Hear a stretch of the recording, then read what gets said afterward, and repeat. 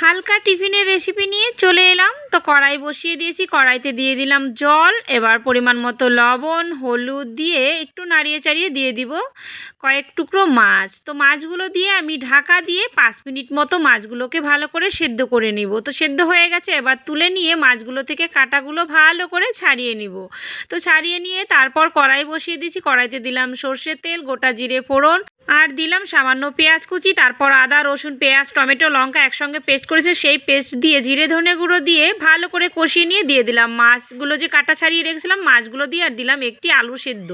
তো পরিমাণ মতো লবণ হলুদ গরম মশলা দিয়ে একটু ধনেপাতা কুচি দিয়ে নামিয়ে নিয়ে দেখো ঠান্ডা হয়ে গেছে। এবার আমি ফিঙ্গার ফিশগুলো বানিয়ে নিয়েছি। তো তারপর আর নিয়ে নিয়েছি এখানে একটি ডিম, ভালো করে একটু লবণ দিয়ে ফেটিয়ে নিয়েছি, আর বিস্কুটের গুঁড়ি। তো এইভাবে ফিঙ্গার ফিশগুলোকে একবার ডিমের ব্যাটারের মধ্যে আবার বিস্কুটের গুঁড়ির মধ্যে দিয়ে দিয়ে ভালো করে ডবল কোট করে নিয়েছি সবগুলো। তারপর দেখো কড়াই বসিয়ে দিয়েছি, কড়াইতে তেল দিয়ে একে একে ভালো করে উল্টে পাল্টে লাল লাল করে ভেজে নিলে রেডি হয়ে গেল গরম গরম ফিঙ্গার ফিশ।